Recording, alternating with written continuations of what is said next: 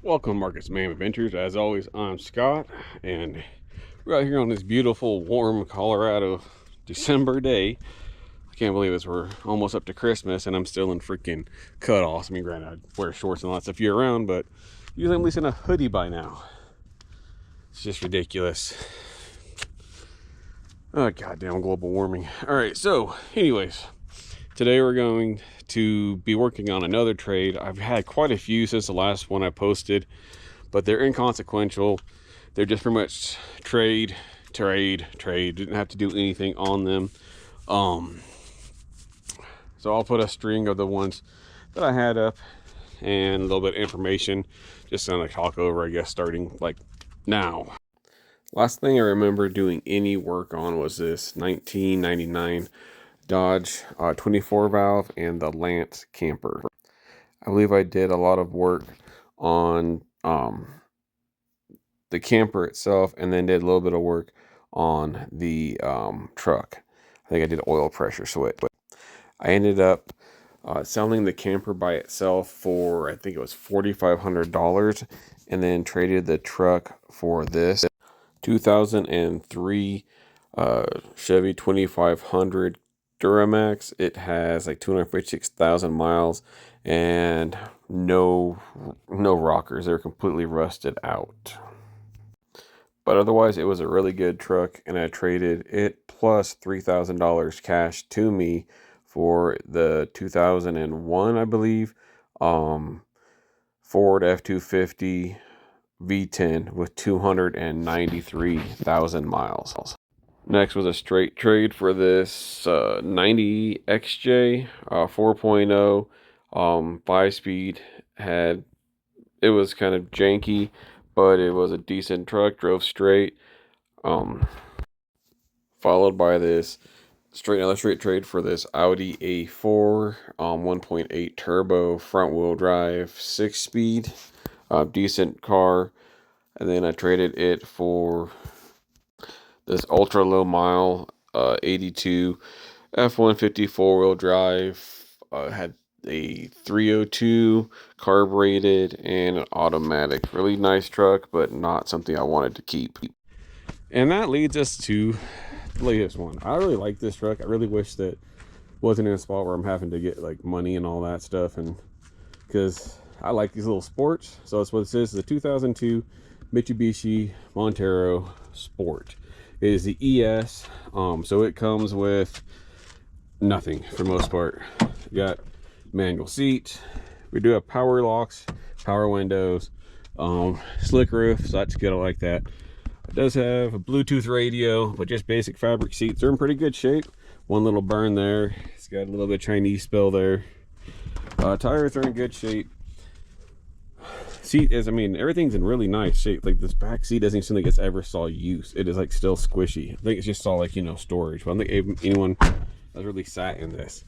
So the really cool spot, or a cool part about this, is it only has, look at that, 100, you see that? 136,000 miles. That is really low. And this thing shows it. Not only that, but on top of just only having 136,000 miles, at 127,000 miles, it had the whole timing belt service done, which is, that's like, you know, the biggest Achilles heels on these Mitsubishi motors is that freaking timing belt. And that's already done, so that's a huge expense and headache that's already gone. Let's go ahead and fire this thing up. And we'll take a look at some of the stuff that I haven't looked at yet. I'll just show you the engine. I mean, it sounds good. It does have where's that damn latch? Always, where is it? There it is.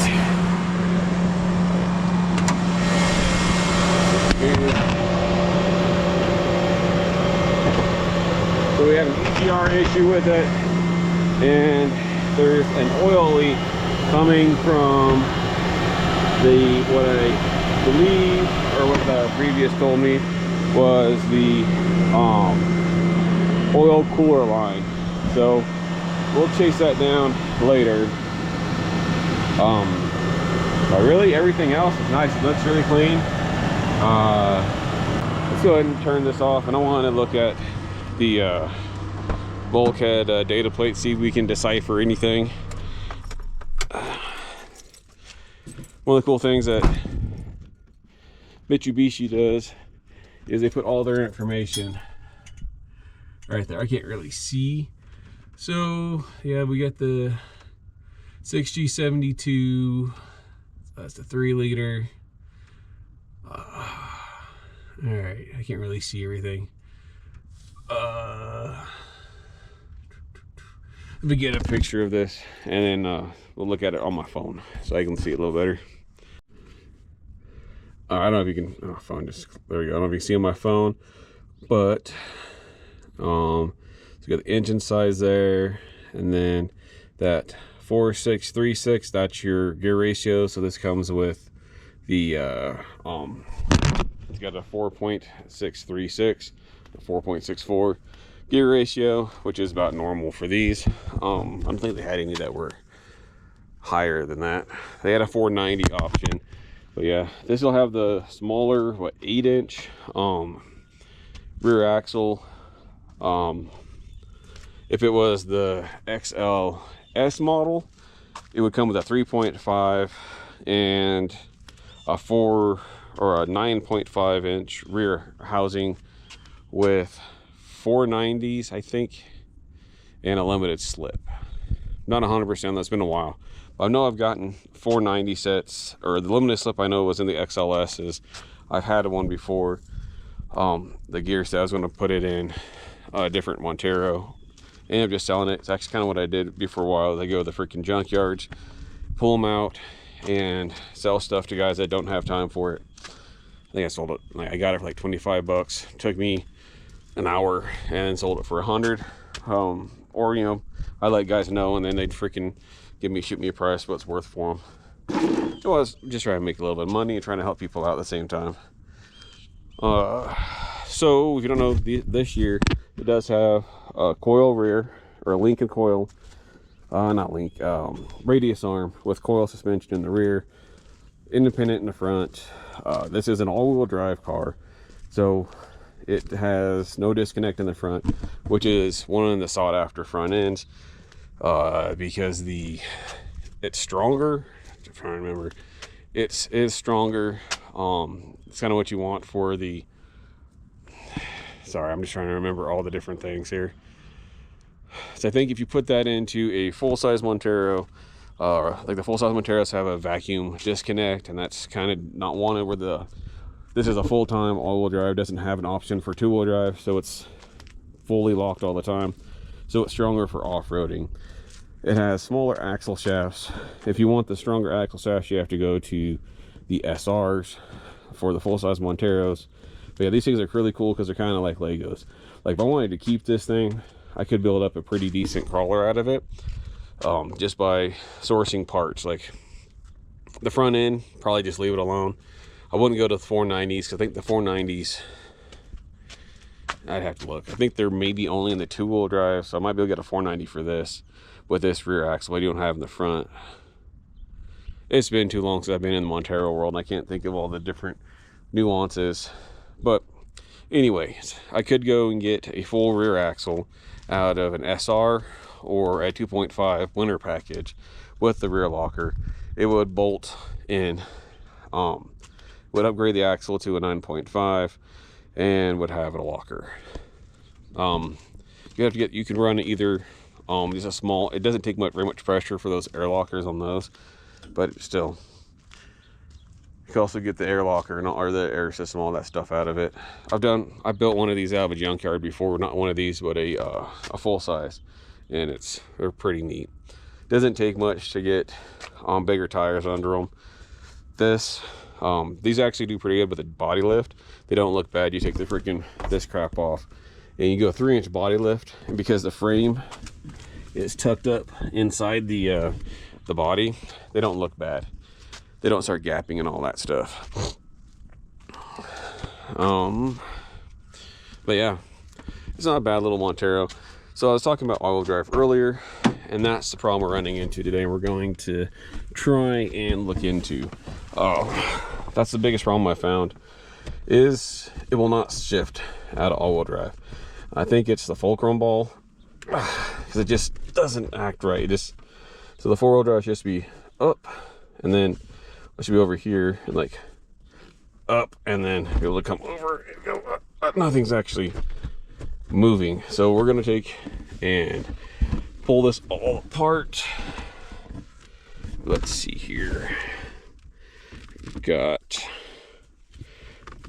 I'm gonna take the shifter knob off first.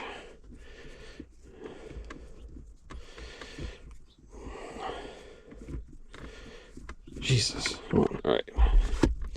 And then,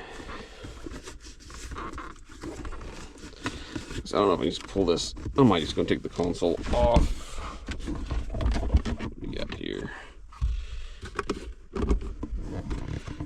There's probably a screw here. Screws down there. Yeah, we'll start just tearing stuff apart here and see what we get. Let me go grab my impact driver. It doesn't look like a lot. Yep. All right, let's see what I can do. So we got screws here. Oops. Here.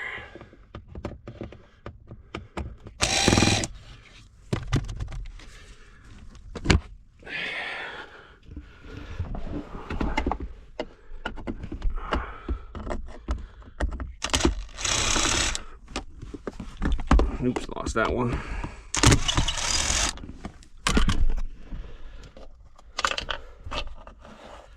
Here. Didn't look to find that other screw. It's underneath there somewhere. I'll get it later.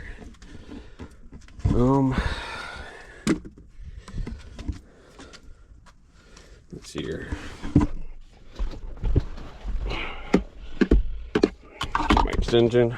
We'll get those. First we'll get that one.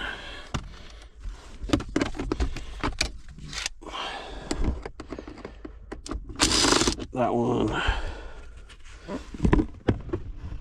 Honestly, I don't know how to take this off. Maybe it comes off separate. We will see. Alright, anything? Nothing in there, so I just need to get my extension to get those two out. Okay, these are the last two screws I've seen.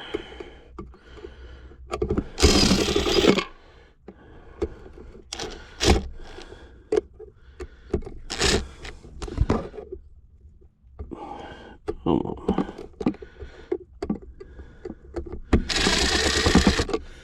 Seems like it's fully loose, so let's grab those out of there so don't lose them. Here. Alright. It's loose. I'll grab my pry bars here.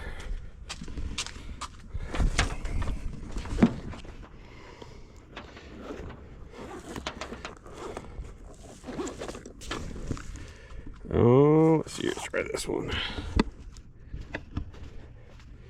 So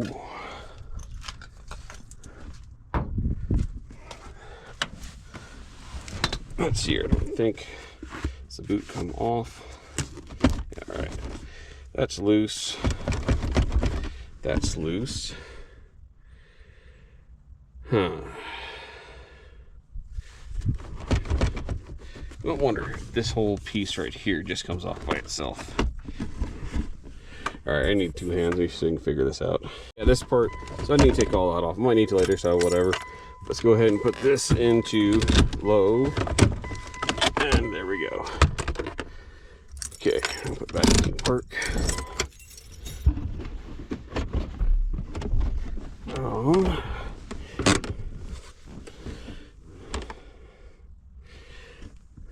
Okay.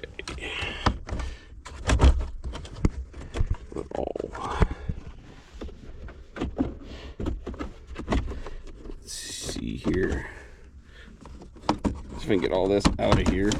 Slide that back. All right, there again. That's your.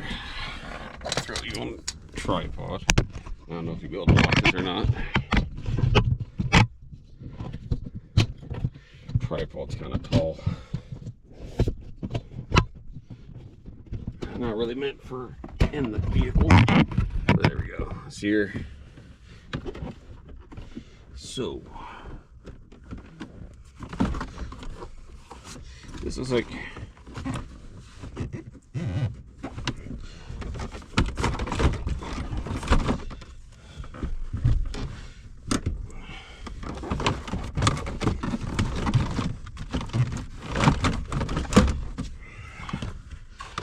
did I miss a screw?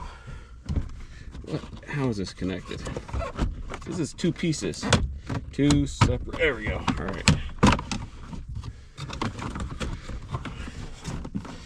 Okay, that's out. There's a clip there. Gross.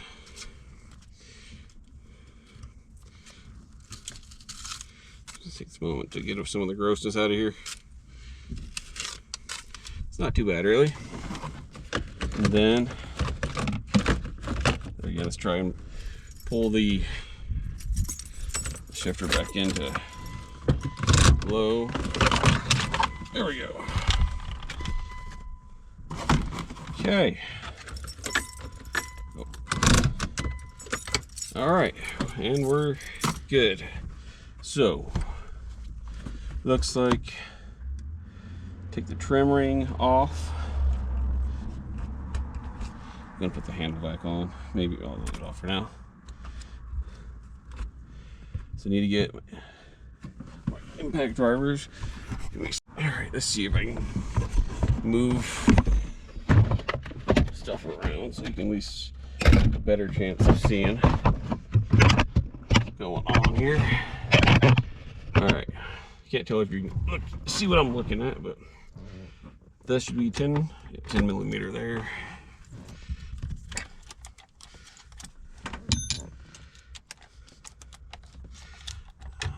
Take that ring off.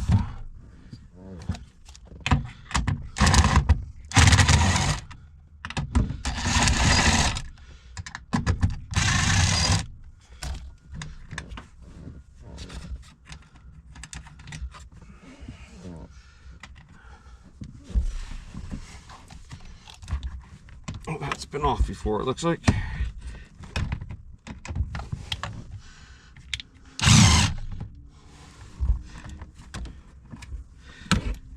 There's a 10 millimeter down here somewhere.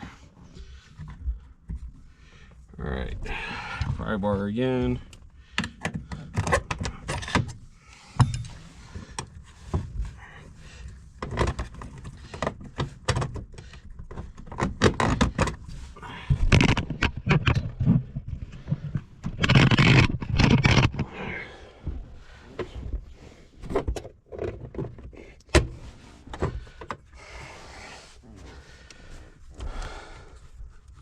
So let me see here. Just gotta all right, so problem running into it off. This needs to be threaded out a little bit. So I need to get this bolt right here out a little bit. So I'm guessing I'm gonna go with a 13. All right, so I have no idea how much missed here right now, but I've got, just to recap, I was able to get the console or the everything pulled apart. So I ended up not recording a bunch of footage right there. So let me see if I can talk through this. There is a bolt going through the shifter that is a 12 millimeter. You'll have to back it out some. There's a nut over on So this is a shifter for the transmission I'm talking about. There is a nut over on the transfer case side. If you're looking at this while I'm talking, you'll see it. The threads for the bolt are out over the bracket holding down the shifter boot. So you'll need to take and back out the bolt and pretty much thread off the nut. I think you have to thread the nut off all the way. Push the bolt out. Don't push it out all the way though. And then you'll be able to get the bracket that holds the shifter boot off. If I didn't say it previously, the nuts holding on the shifter boot bracket are 10 millimeter. So get the bracket off, take the boot off, pull it up off over the shifter. Then you'll be able to have access to the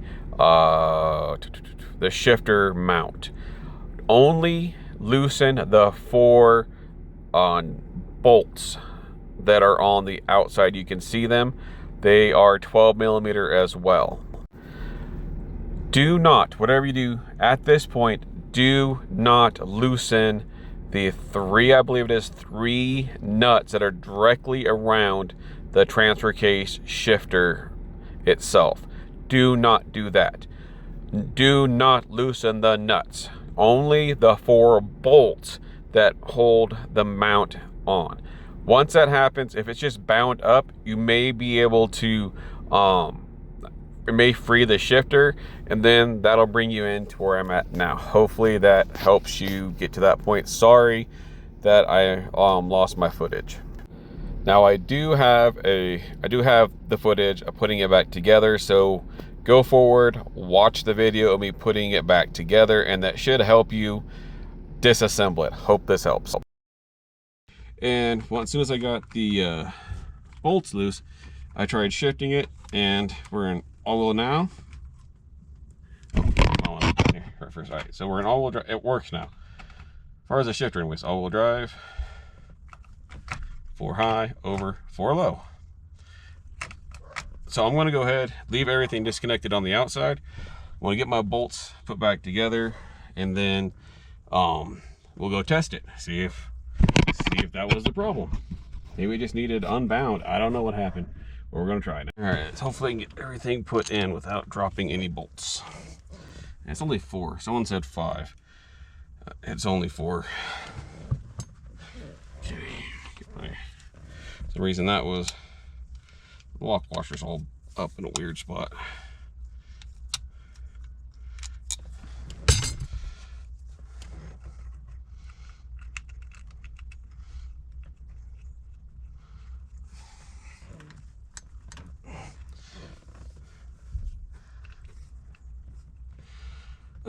If this fixes it, that'd be so nice.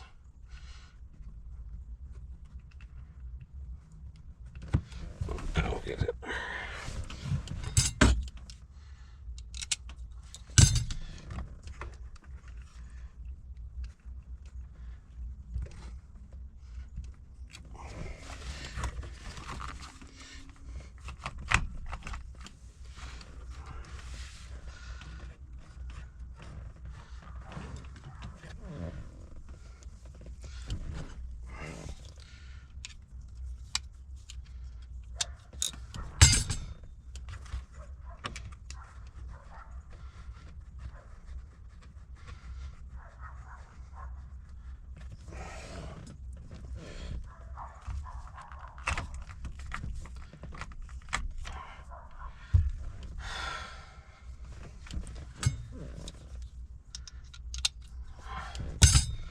All right, last one. For some reason it doesn't want to start.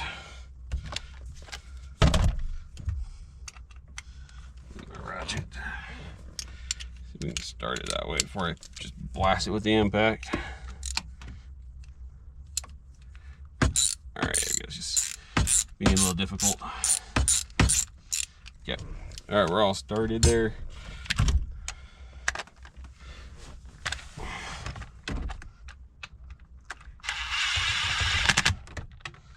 That is interesting that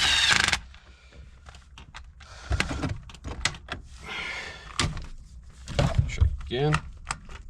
Everything works.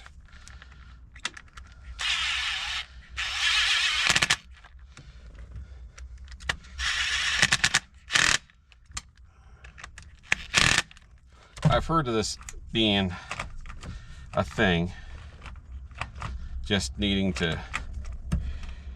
All right, so I will leave this stuff here just in case. Shifter should be fine to shove that bolt over. So it's, ooh, I just lose a washer. Oh, one right there. All right, remember I put the washer back. Let's put this below.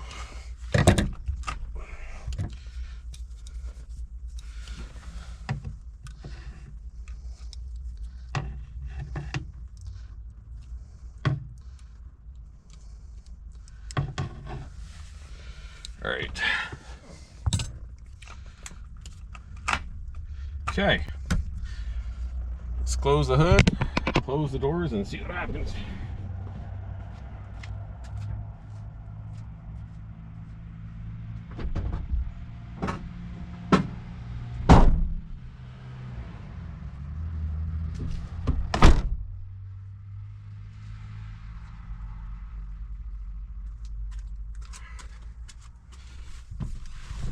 Right now we're just fired up. Find the keys here. Alright. Let's take a look. Let's see here. I want to find you a better place. Alright, let's fire this thing up.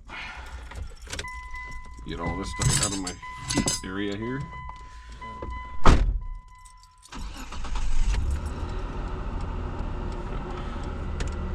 So I don't know if this should have some sort of indicators.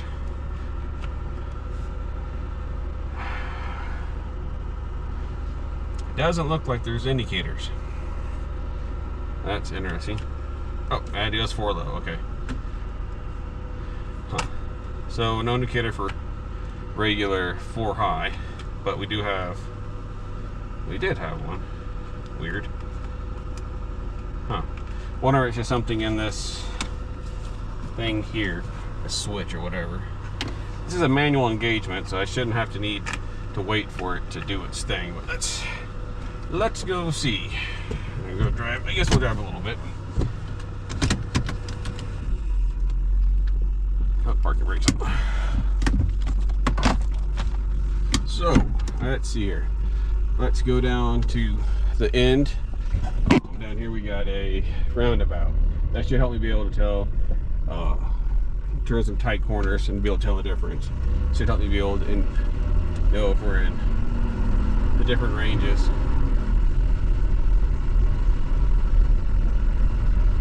Not a roundabout, but you know, circle into the cul-de-sac.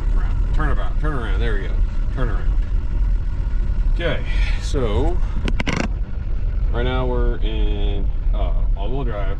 So up here at this turn, it should just be normal. Oh, sorry about that. You're not really secured very well. All right, we'll turn sharp.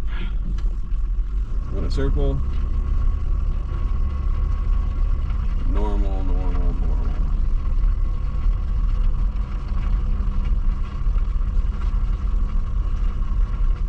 Okay, let's put it in. Jesus. Looking over there. Hey, look over here. So we're gonna put it in. I'm doing this tripod. Sorry. You're just gonna have to deal with my unsteady hand. So we'll put it in 4 high. And now let's see here. Turn sharp. See if we get some bind. Yep, alright. Definitely. Let's go put in 4 all-wheel drive again. That was definitely binding up.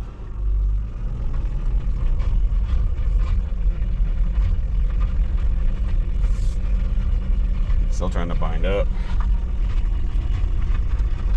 Whatever, just takes a minute for it to get out. It's still trying to bind.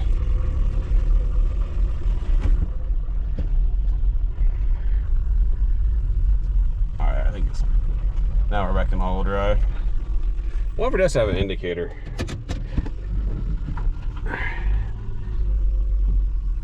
Okay.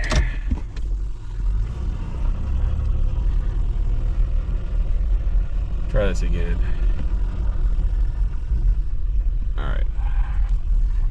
around, turn sharp, and no problem.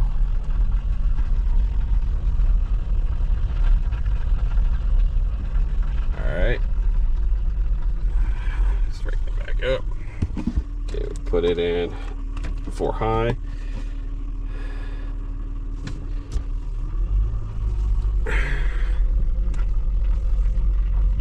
Yep, that's definitely got some bind to it.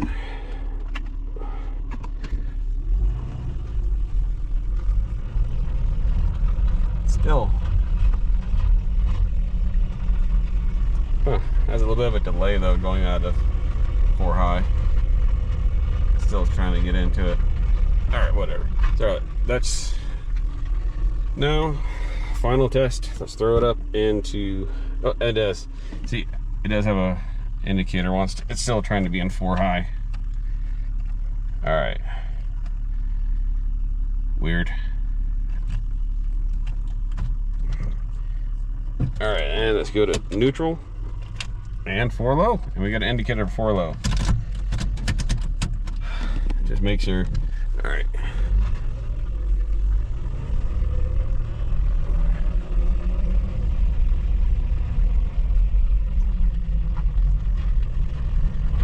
Yep, and definitely in 4 low. Okay, so let's see. We take it into back into neutral. So 4 high. It is in 4 high. Just the indicator doesn't want to light up. See, it's right there. And then we take it back down, and still in 4 high. Trying to get out of 4 high. All right, I think we're out of. Maybe not.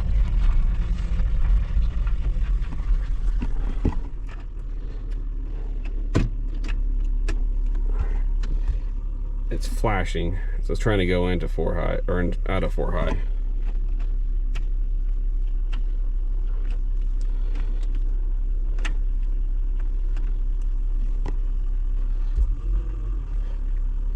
All right, let's see if it stops flashing while we're driving.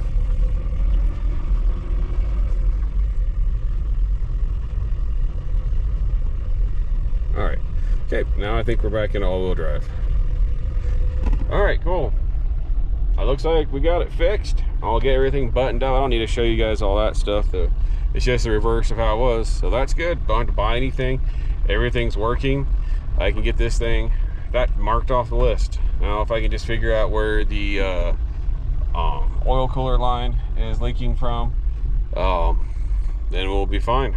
But otherwise, this thing's freaking mint. I like it. All right, later. I'll talk to you in a minute. All right, there we go, all back together. That was actually a really easy job. And this console comes apart really easy. It's only held together by what, 8 screws, and it splits apart really smart. Like seriously, I probably could have gotten, if I just wanted to fight with shit, I probably could have just gotten away with pulling this part off, and I could have gotten in there and worked on all that stuff. But it was really easy to take and break this into 3 parts, pull everything apart. Comes off really smart. Like of a well, it's basically a late 90s vehicle. They didn't change too much. Like a lot of times you figure out they got clips and all these stupid things. It has screws and like mild clips, things just kind of placeholder type, you know, the little spring clip type of things. Nothing, none of those freaking stupid popper things. I don't know if this truck even has any of those body panel ones. And I like that there's a spot here that you could put a switch. Nice blank. There's another one there. I think that's actually for a screw. Yeah, it doesn't have body panel. I like those little clip things, you know, they're freaking little, I don't know what the hell they're called. But yeah, like the body panel things you gotta freaking, you know, pull out, and they always break. Has screws. This is such a well-made truck. I've had Monteros for it, just always amazes me. And like this is a 2002. It's got 2 freaking, it has an actual cigarette lighter. I don't know if any of these work, but I don't know. It's got 2 freaking accessory points, charging points. It's got that, but cup holders. It's got everything that you could ever want, really. 2 airbags, air conditioning, storage. What did he leave here?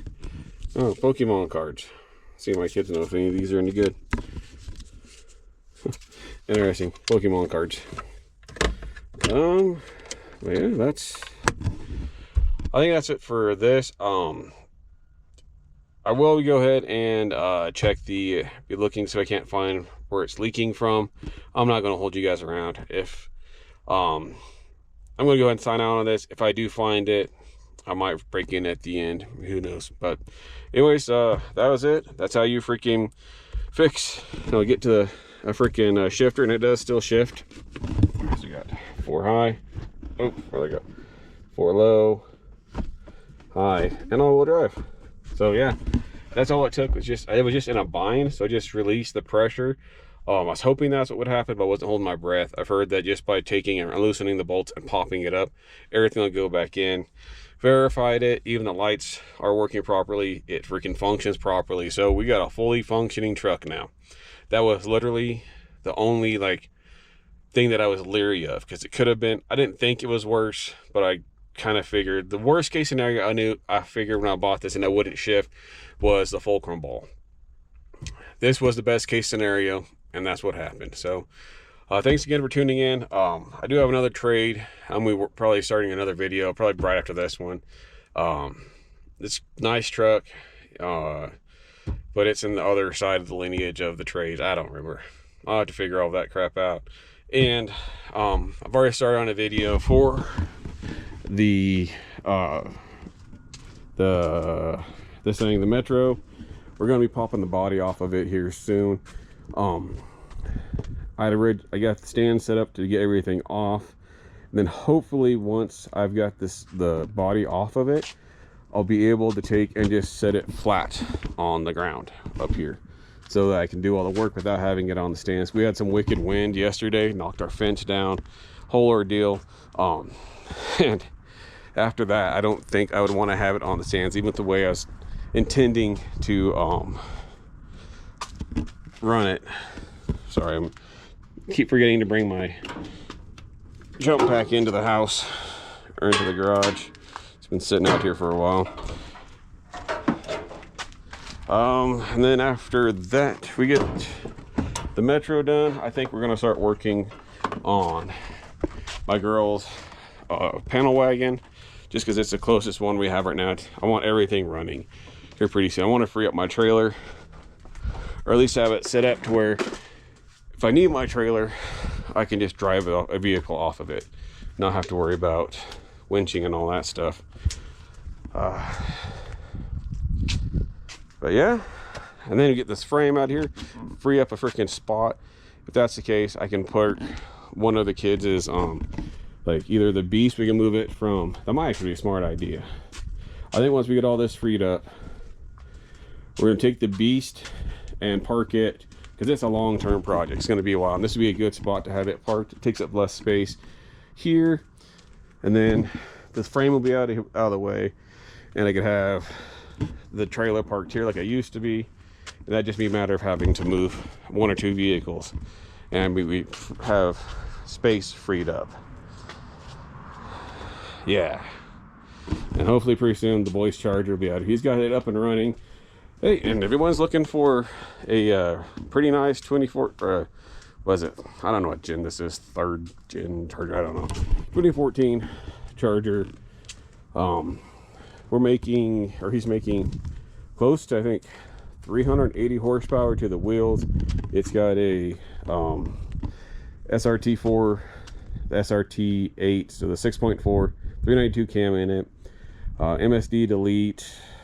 I think he did the throttle body from the 6.4, and has a Hellcat oil pump. A little rough, pretty freaking good. It's got freaking titanium valve spring, the LS style, dual freaking valve springs, heavy duty stuff. It's that MSD delete, so it's good freaking build. It's up on the market. He lost his job, so it's gonna have to go. He can't afford the insurance on stuff like this. So he's gonna try and get it sold, find him something cheap, and go from there. Because we don't have charity in this house. You gotta earn your way. I don't pay for your expensive crap whenever you can't afford it, especially when I told you not to buy it. But anyways, that's it. Thanks for tuning in. Thanks for listening to my rambling. Hopefully this will help somebody, because I did not find a single freaking video on